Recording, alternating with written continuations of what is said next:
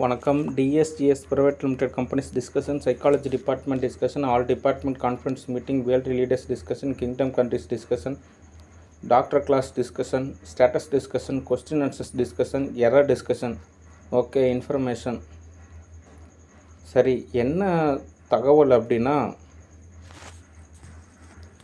யதார்த்த ரீதியாக யாம் ஒரு இயக்குனர் மற்றும் மருத்துவர் மற்றும் தலைவர் மற்றும் நிறுவன பங்குதாரர், இப்படி பல பரிணாமம் இருக்குது. ஓகே, அதனால் நான் தெளிவாக சொல்கிறேன், பொறுமையாக நிதானமாக கேட்டுக்குங்க. ஓகே, அடுத்து ஆக்டர் ரஜினிகாந்த் என்கின்ற மதிமாறன் டிஸ்கஷன். அவர் இந்த SBS organics private limited company போட்டு வறுத்து எடுத்து வச்சுருக்காரு. உருப்பட்ட பட்டர்ஃப்ளை அட்டாக். ஓகே, அதுக்கு என்ன உளவியல் ரீதியான காரணம் அப்படின்னா, அவரை இந்த லொல்லு சபா சேனலில் அவரை சொன்னதுனால அவர் எரர் ஏற்படுத்தியிருக்கலாம். ஓகே, ஆனால் என்ன தகவல் அப்படின்னா, ஒரு புண்ணாக்கு மில்லு தான் இது. ஆனால் ரொம்ப அருமையான ஒரு நிறுவனம். ஏன் அப்படின்னா, ஒரு இயற்கை விவசாயத்துக்கு இங்கே இருக்கக்கூடிய உரத்தை பயன்படுத்துகிறப்போ அந்த மண்ணும் நல்ல மகசூலாகவும் இருக்கும், விளைச்சலும் நல்ல மகசூலாகவும் இருக்கும். அதாவது நிறைய பலனு கொடுக்கும் அப்படின்றது தான் யதார்த்தமான உண்மை. ஓகே, ஏன்னா உயர்தரமான ஒரு நிறுவனம். ஓகே, என்ன ஒரு சில ஃபெசிலிட்டி அமைஞ்சது அப்படின்றப்போ எல்லாமே ஓரளவு தோதாகும். ஓகே, இந்த மாதிரியான ஒரு இடத்துல ஆக்டர் ரஜினிகாந்த் அப்படின்ற ஒரு நபர், மதிமாறன் அப்படின்ற நபர் இங்கே சுற்றி பார்க்குறப்போ, இங்கே ஸ்டே பண்ணுறப்போ அவருக்கு நிறையா நன்மை இருக்குது. ஓகே, ஆனால் அது யதார்த்த ரீதியாக என்ன தகவல் அப்படின்னா, மனிதனோட நிலையில் first dimension, second dimension, third dimension தான். ஓகே, அதுக்கு அடுத்து நிறையா டைமென்ஷன் இருக்காங்க. அவங்களோட வேலை என்ன அப்படின்னா மனிதியல் நிர்வாகம் தான். ஓகே, அவங்க ஒரு தகவல் சொல்கிறாங்க, அதன்படி நம்ம பணிவாக நடந்துக்கிறப்போ நிறைய பெனிஃபிட் இருக்கும். கர்த்தராக இயேசு கிறிஸ்து என்ன சொல்கிறாருன்னா, நீங்கள் உலகத்திலே நீ உயர்ந்தவனாக இருக்கணுமா, எல்லா விதத்துலேயும் ஃபஸ்ட்டு கிளாஸாக இருக்கணுமா, எல்லா விதத்துலேயும் நீ குவாலிஃபைடாக இருக்கணுமா அப்படின்னா நீ தான் பணிவாக இருக்கணும், ஒரு குழந்தை மனநிலையில் இருந்தால் தான் உனக்கு எல்லாமே தோதாகும் அப்படின்ற மாதிரி தகவல் சொல்கிறார்.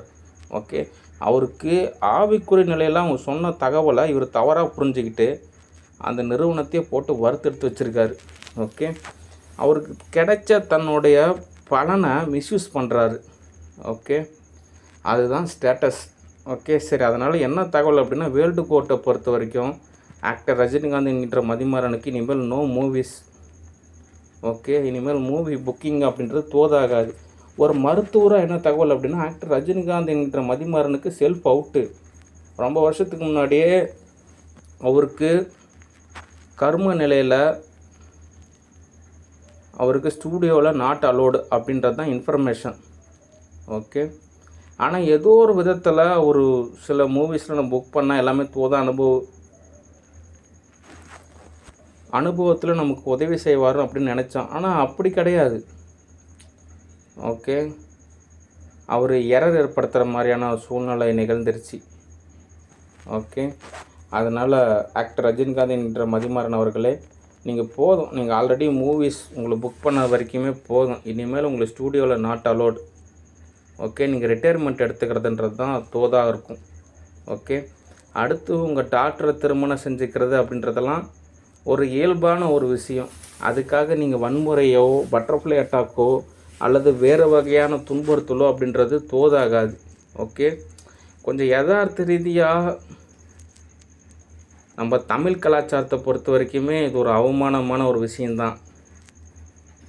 ஓகே, ஆனாலுமே சில சேவாதார நிலையில், சில இயற்பியல் விதியில், சில வேதியியல் விதியில் சரி ஓகே அட்ஜஸ்ட்மெண்ட் அப்படின்ற மாதிரியான ஒரு ஸ்டேட்டஸ். ஆனால் அதை மிஸ்யூஸ் பண்ணக்கூடாது. Okay, error ஏற்படுத்தக்கூடாது. ஓகே, ஏன் அப்படின்னா நீங்கள் வரும்போது எதுவும் எடுத்துகிட்டு வர போகிறதில்ல, போகும்போது நீங்கள் எதுவும் எடுத்துகிட்டு போக போகிறதும் இல்லை. ஓகே, வாழ்கிற காலத்தில் எல்லாமே ஒரு அனுசரித்து நடந்துக்கிட்டிங்க அப்படின்னா நிறைய பலன் கிடைக்கும். ஓகே, அதனால் விளைக்கிங்க, ஸ்டூடியோவிலேருந்து விளைக்கிங்க, SBS ஆர்கானிக்ஸ் ப்ரைவேட் லிமிடெட் கம்பெனிலேருந்து விளைக்கிங்க. போதும், சித்திரவதை செஞ்ச வரைக்கும் போதும். நாகரிகமாக விளங்கிக்கிறதுன்றது தான் உங்களுக்கு நல்லது. ஏன்னா சென்னையை லாஸ்ட் டைம் வந்தபோதும் வறுத்தெடுத்து வச்சுருந்தீங்க. நிறைய இடத்துல எரர் தான் ஏற்படுத்துறீங்க. ஆனால் நீங்கள் எரர் ஏற்படுத்த வேண்டிய அவசியமே கிடையாது. உங்கள்கிட்ட இருக்கக்கூடிய கேஷ் ஆகட்டும், உங்களுக்கு இருக்கக்கூடிய அந்த ரெஸ்பான்சிபிலிட்டியான ஒரு நிலைக்கோ நீங்கள் நிறைய விஷயத்தில் தோதாக அமைச்சு கொடுக்கலாம். அதை நீங்கள் புரிஞ்சுக்க மாட்டேங்கிறீங்க. ஓகே, சரி, அடுத்த தகவல் சோப்பனாங்கி டிஸ்கஷன். சோப்பனாங்கியை பொறுத்த வரைக்கும் ஒரு ஆர்டிஸ்ட்டு. ஓகே, தனக்கு ஏதாவது ஒரு ஆதாயம் கிடைக்குமா, ஏதாவது தோதாகுமா அப்படின்னு சொல்லிட்டு எதிர்பார்க்கக்கூடிய ஒரு நிலை தான்.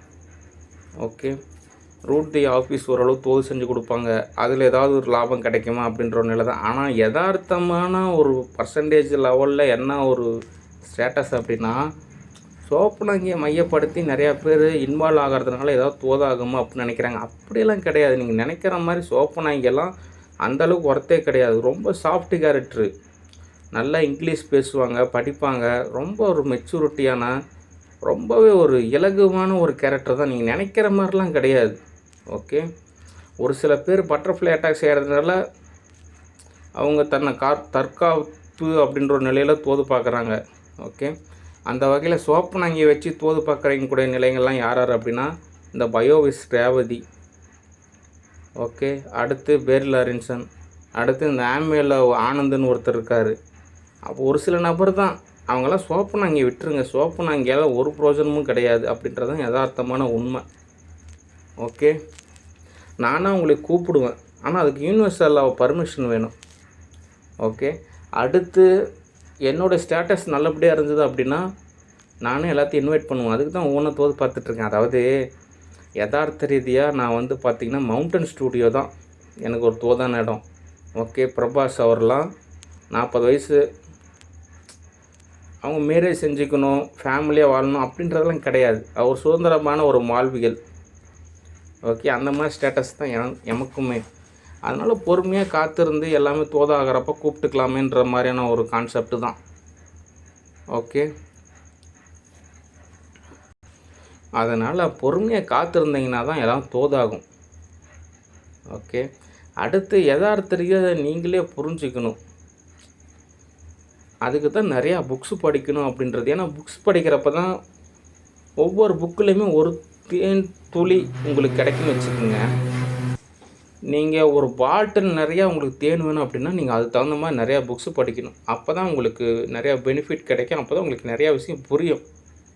ஓகே, அதுதான் ஒரே தீர்வு. ஓகே, அதுக்கு தான் எஜுகேஷன் மஸ்ட்டு அப்படின்னு சொல்கிறாங்க. ஓகே, அதனால் சோப்பனாங்கியை விட்டுருங்க. ஓகே, சோப்பனாங்கிக்கும் ஜேஎம் குரூப் கம்பெனிஸுக்கும் எந்த விதமான சம்மந்தமும் கிடையாது. அதுக்கு ஜேஎம் குரூப் கம்பெனிஸுக்கு தேவையுமே கிடையாது. ஓகே, அடுத்து சோப்பனாங்கி வச்சு மூவி புக் பண்ணலாம். ஆனாலும் அதுக்கு நமக்கு ஒரு டெபாசிட் ரெசிப்ட் தேவைப்படுது. ஏன் அப்படின்னா கொஞ்சமாவது கேஷ் இருந்துச்சுன்னா தோதாகும் அப்படின்னு. மற்றபடி பொறுமையாக காத்திருப்போம். ஏதாவது கேரளா ஸ்டுடியோவில் ஏதாவது ஒரு மூவி புக் ஆனால் அப்படின்னா புக் பண்ணலாம். அதில் நமக்கு நிறையா பெனிஃபிட் கிடைக்கும். Past in past. ஒரு விஷயத்தை நம்ம இப்படி தான் கடந்து போகணும், தீர்வை கண்டுபிடிக்கணுமே தவிர தொடர்ச்சியாக நம்ம ஒரு வன்முறையில் ஈடுபடுறதுனால ஒரு தீர்வாகாது. ஓகே, சரி, அடுத்த தகவல்